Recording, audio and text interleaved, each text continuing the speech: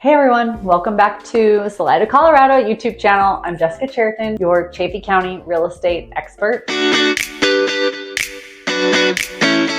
And today we will dive into everything that's new and possibly changing around Salida, Buena Vista, Nathrop, Poncha Springs, and beyond in 2026. If you live here, invest in property here, or plan to move here, there are 4 really big topics that you will want to know about for this year: infrastructure, zoning, short-term rentals, and what's happening in the downtown areas. So let's break this down. On this channel, we always cover real estate market, lifestyle, and all of the other things that might be involved in buying, selling, or moving along the Highway 50 corridor. So today in 2026, if you have been paying attention to city council meetings, county planning and zoning, and wondering what all the chatter is about, yes, there are some things shifting and changing. Let's start with some of the biggest long-term changes in the area. First, let's clear up one thing. There's no bypass highway being built around Salida, but what is happening could be just as impactful. The South Arc Neighborhood Phase 1 infrastructure project officially broke ground in late 2025, and this is the result of more than 15 years of planning and debate. So it's actually moving forward now. There is no more debate,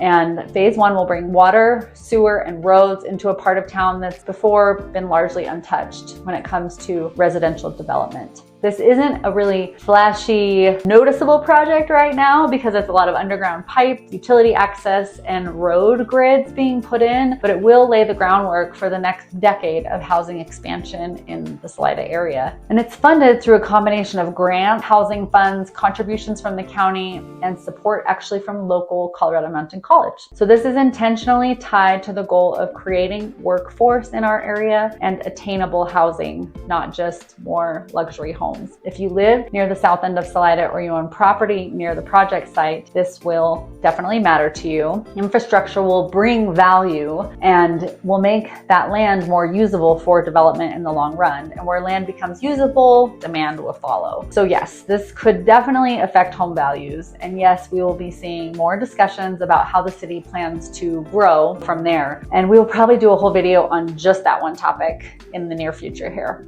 Downtown isn't having a big tech or business boom. This is the next topic, topic 2. But what is happening is just as important, though a little more subtle. Salida's commercial zoning, or the commercial core, is shifting in how it's being used. And this always starts with zoning.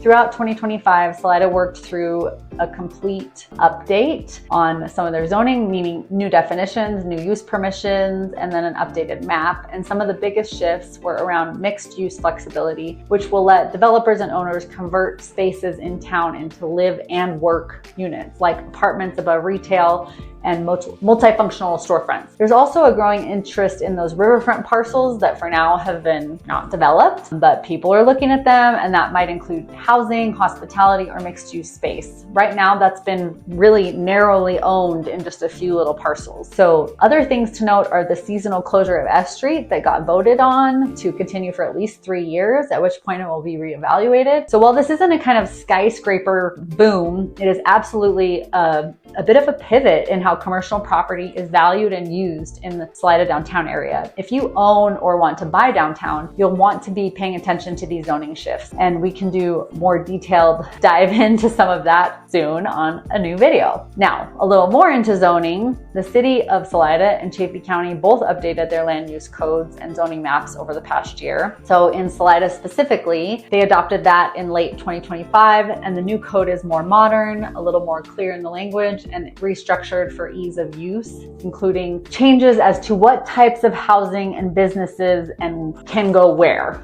And that goes back to what I was saying about mixed use commercial residential. In the county though, the new Chaffee County Land Code actually went into effect a whole year ago, and there were updates added later in the year of 2025. And those updates apply to unincorporated land. So if you are outside of city limits, it will probably affect you. The county update defines clearer standards for subdivisions, home-based businesses, and things like ADUs, accessory dwelling units, clustering, and short-term rental permitting. The really big takeaway there on that one is if you're selling buying a property in 2026, you really need to check your current zoning and if any of these things apply to you. You might now be allowed to build something that you couldn't before, or you might be in a district with new restrictions on density or development, which could actually devalue your land parcel a little bit. Buyers are asking these questions of sellers all the time. I see it in transactions. So as a seller, knowing your zoning and how to talk about it is part of your pricing strategy. Next, let's talk about short-term rentals.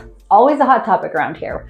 In late 2025, Salida officially lifted the owner residency requirement in the downtown commercial district. And that means non-residents who are just part-time owners here or even investors can now own and operate a short-term rental downtown in certain zoning areas without having to live here in Chaffee County full-time. That said, the overall cap on short-term rentals is still in place. There is no free-for-all, everybody come get your short-term rental license. There's still one STR permit per property. You can't buy 5 units and run 5 Airbnbs here. So that's key to pay attention to. Now let's look at Buena Vista. In early 2026, the Board of Trustees passed an emergency short-term rental moratorium, which meant no new licenses for now while they review all of their policy. And out in the county, we have the same cap of 310 short-term rental licenses total for all of the unincorporated areas of Chaffee County. Locals do get priority on the wait list. You can't run multiple short-term rentals on one parcel of land. And if you have a septic system, the home has to abide by the occupancy limits of what the septic system is. So while there's flexibility in downtown Salida, it seems like things in other municipalities are tightening up a little bit. You need to pay attention to those changes if you're thinking about using the property for something other than a primary residence. If you want a full breakdown on any of these things like zoning, short-term rental rules, where new development might be going in, please comment below and tell me what you would like me to look at first. And I will do more in-depth videos on any topic that you suggest. If you want help understanding how your current property or investment goals will fit into this year's changes, just reach out. This is exactly what I help all of my clients navigate every single day. All right, if you made it this far, here is a piece of Colorado real estate advice for you. When your town starts updating zoning and land use codes, don't wait to figure out what it can mean for you. Call your local realtor.